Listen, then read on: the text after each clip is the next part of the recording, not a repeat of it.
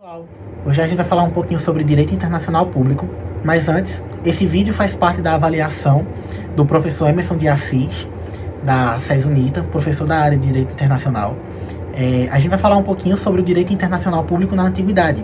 Para isso, a gente vai falar um pouquinho do surgimento, e a gente usou como base a ideia de Hildebrandt. Hildebrandt tinha como ideia de que o direito internacional, como a gente conhece hoje, teve o seu conceito surgido ali nos anos antes de Cristo. Hildebrandt dizia que o direito internacional público, como a gente conhece, surgiu ali entre o quarto e o terceiro milênio antes de Cristo, e que também era aquele período que ficava entre a cronologia mítica, que é aquela que a gente lembra dos deuses gregos, dos deuses nórdicos, com a cronologia histórica, que é aquela cronologia que a gente tem hoje, digamos assim. Porém, existem outras ideias. Uma ideia é de que o direito internacional público, como é tratado hoje, ele surgiu ali no final da Idade Média, no começo da Idade Moderna, com uma grande predominância europeia, tendo em vista a expansão marítima que aqueles países da Europa, principalmente os ibéricos, lideravam.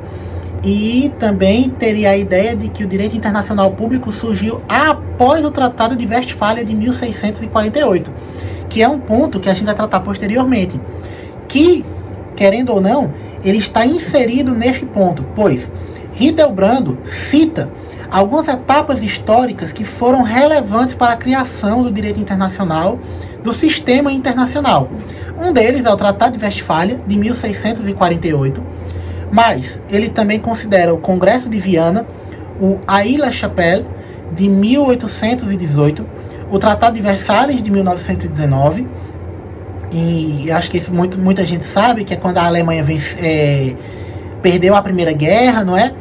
E teve aquela celebração entre os países. A gente também pode citar o Tratado de Saint-Germain, também de 1919, o Tratado de Neuilly, da Bulgária, de 1919 também, e o Tratado de Trianon, de 1920, e o de Sevres, com a Turquia. Porém, isso o Hildebrandt veio falar, ele não foi muito aceito pela Turquia. Bem, prosseguindo, a gente vai falar agora sobre o Tratado de Westfália, que é muito importante para o direito internacional público. Por quê? O Tratado de Westfália foi um tratado assinado entre as cidades de Münster e Osnabrück, e esse tratado pôs fim à Guerra dos 30 Anos. Esse tratado, que foi assinado em 1648, era um conjunto de 11 tratados que deu fim a uma das guerras mais sangrentas da história. A gente cita esse tratado, a importância desse tratado, porque naquela época a visão de conquistas de territórios, conquistas de bens, de espaço, era somente por meio de guerra. E o Tratado de Westfália foi e é considerado o tratado primordial da diplomacia. A gente vai falar também sobre o Ius Gentium, que foi digamos assim, um instituto criado na Roma Antiga, que em tradução livre é o direito de gente, que ele vinha ali por criar um conjunto de regras que visava regularizar a relação entre cidadãos romanos e estrangeiros. Porém, existem alguns doutrinadores que, estudando o Ius Gentium, falavam que ele não era tão benéfico assim como se esperava. Por quê? Porque ao invés do que era entendido o Ius Gentium como aquilo que viria a regular de uma forma amigável a convivência entre os cidadãos romanos e os cidadãos estrangeiros, ele era somente um conjunto de normas aplicadas apenas à cidade, a um povo. Nesse caso, que seria a ideia do Ius Gentium, seria o que a gente chama de Ius Civilis, ou direito da civilização. Esse Ius Civilis, sim, que viria a remeter à relação entre as nações. Ele também é considerado de uma grande importância, justamente porque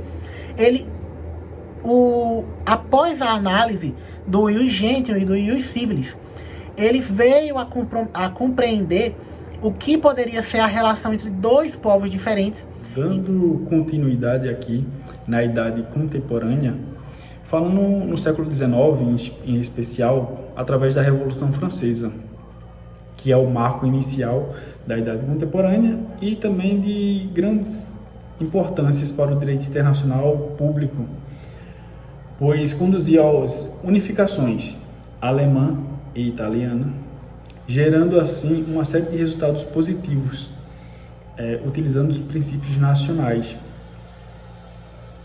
Dentre estes resultados positivos encontra-se a criação do plebiscito e a proibição da Guerra da Conquista. Foi aí, através da Revolução Francesa, que Gregório retrata muito bem a sua declaração do direito dos povos. E também continuando, em 1815, o Congresso de Viena, que em 1815 foi o segundo grande congresso europeu ocorrido da história do direito internacional, concebendo assim propostas do ramo do direito que vamos mencionar um pouco aqui abaixo, que também em um ano após, em 1856, que o Congresso de Paris, que pôs fim assim na Guerra da Crimeia, extinguindo os ataques naquela região. Vamos falar também em 1864, através da Conferência de Genebra, o qual criou a Cruz Vermelha Internacional, que é uma organização humanitária com o objetivo de proteger as vítimas de guerras e de outras situações de violência no mundo em si. Também trazendo uma proposta aqui de Nikolai da Rússia em 1899, que ele reuniu a primeira conferência de paz de Haia, que criou assim a Corte Permanente de Arbitragem de Haia, o qual tinha o objetivo de solucionar e pacificar os litígios internacionais. Com a conferência foram criadas ainda ajustes sobre as leis e os costumes da guerra, porque não se dava mais para continuar resolvendo situações através de guerra, que é através de a guerra marítima, o princípio da Convenção de Genebra de 1864, as declarações objetivando assim humanizar a guerra com a proibição do uso de gás asfixiante, que ali se tinha um aumento, e através também de explosivos e projéteis de balões em emprego de projéteis de espalham quando atinge o corpo humano. É bem tenso essa questão. Tratando ainda sobre o Tratado de Versalhes, em 1919, procurou estabelecer medidas para alterar o modelo do equilíbrio europeu desenvolvido ao longo do século XIX, cujo resultado se vê na eclosão do conflito em 1914, com o efeito, como se viu acima,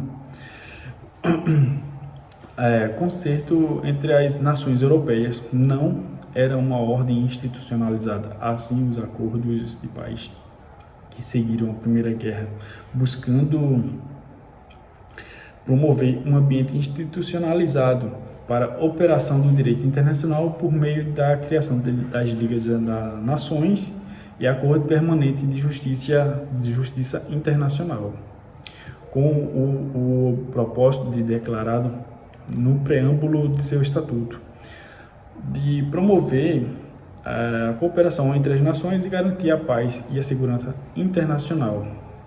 Assim, a Assembleia e o Conselho Executivo e o Secretariado Permanente dirigido por ceder e estabelecer a cidade de Genebra como sede da sua instituição.